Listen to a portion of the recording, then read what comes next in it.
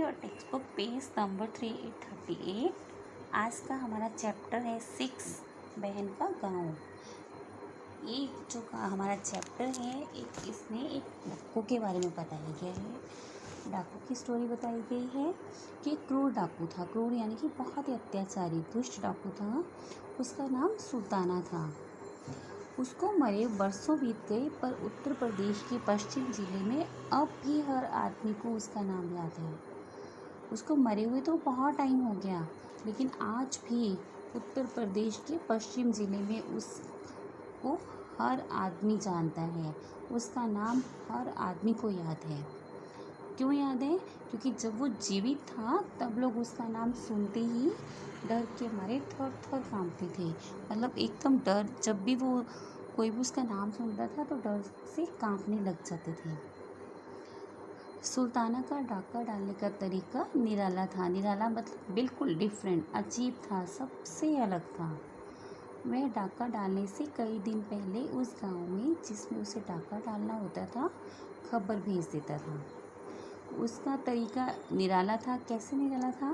कि उसको जिस भी गांव में चोरी करनी होती थी, डकैती करनी होती थी, तो डकैती करने से थोड़े दिन पहले जहाँ पे भी उसको जिस गांव में डकैती करनी होती थी वहाँ पे खबर भेज देता था कि मैं इस दिन डाका डालने आऊँगा। ठीक उस दिन वह आ धमकता था यानी कि आ पहुँचता था। एक बार उसने एक गांव में डाका डालने की खबर भेजी। गांव बड़ा था और उसके निवासी भी बलवान थे। निवासी यानी कि जो गांव में लोग रहते हैं उनको निवासी बोलते हैं। बलवान थे मीन्स स्ट्रॉन्ग थे।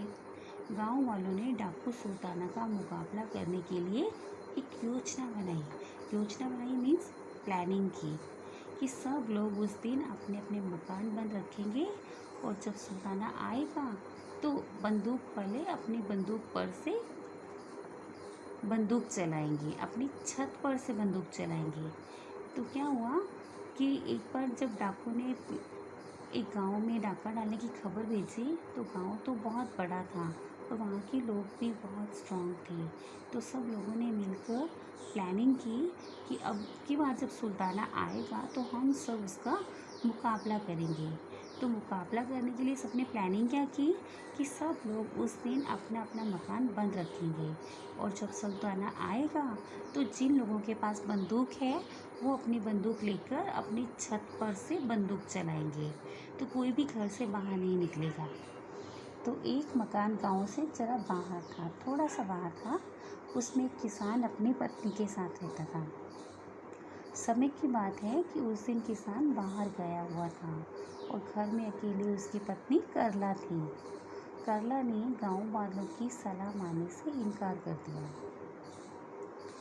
ऐलान की गई तारीख पर सुल्ताना अपने साथियों के साथ घोड़े पर सवार होकर आ धमका। अब जैसे कि सुल्ताना ने खबर भेजी थी कि मैं इस दिन आऊँगा, जिस दिन का उसने ऐलान किया था सेम डे वो अपने साथियों के साथ घोड़े पर सवार होकर आ गया। उसका रास्ता जो था वो करला के मकान की तरफ से ही था। मतलब गांव अंदर था और गांव के थोड़ा बाहर करला का घर था। जैसे सुल्ताना आया तो सबसे पहले रास्ते में करला का घर आया। मकान खुला हुआ था और दरवाजे पर करला खड़ी हुई थी। सुल्ताना ने देखा कि एक मकान खुला हुआ है और दरवाजे पर एक औरत खड़ी हुई है, करला। तो सुल्ताना ने कड़क कर पूछा यानी कि ज़ोर से पूछा, तेज़ आवाज़ में पूछा, तो यहाँ क्यों खड़ी है? तो करला ने निडरता से कहा, निडरता यानी कि बिना डर के। करला भी डरी नहीं और बिना डर से बोली, भैया आपका इंतज़ार कर रही हूँ। तो सुल्ताना ज़ोर ज़ोर से हंस पड़ा, तो मेरा इंतज़ार क्यों कर रही है? तो करला ने शांति से उत्तर दिया, भैया आज का दिन ही इंतज़ार का दिन है। तो सुल्ताना कुछ मतलब नहीं समझा, उसको कुछ भी समझ में नहीं आया। वह उसके घर की तरफ बढ़ा और उसने देखा कि करला का घर का आंगन फूलों से सजा हुआ है। चौकी पर एक थाल है जिसमें रोली, चावल, लड्डू और नारियल रखे हुए हैं। तो सुल्ताना ने हैरानी से पूछा, ये सब यहाँ पे क्यों रखा है? तो करला ने कहा, आपको पता नहीं, आज तो भैया दूज है और आज के दिन हर बहन अपने माथे भाई के माथे पर तिलक लगाकर मिठाई खिलाती है और नारियल भेंट करती है। यानी कि उसको उपहार देती है, गिफ्ट में देती है। तो सुल्ताना भौचक रह गया यानी कि सरप्राइज रह गया, हैरान रह गया। वो एकदम से हैरान हो गया कि उसने कहा, पगली, क्या तू नहीं जानती मैं कौन हूँ? मैं तो एक डाकू हूँ। मैं तुम्हारे गांव को लूटने आया हूँ।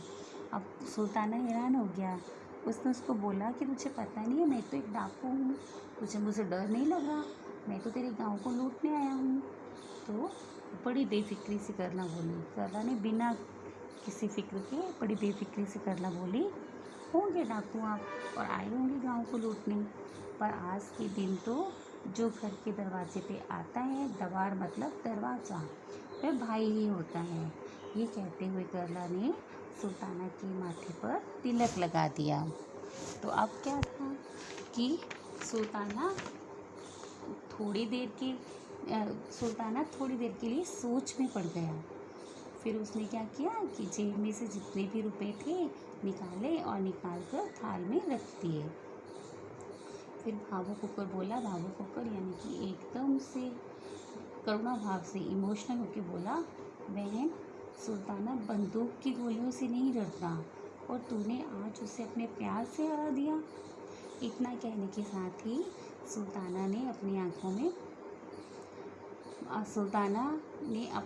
में भर आए आंसू बहन से छिपाने के लिए अपना मुंह फेर लिया। और उसने डाकू ने करला को बोला कि आज तक मैं बंदूक की गोलियों से नहीं डरा और आज तूने मुझे अपने प्यार से हरा दिया।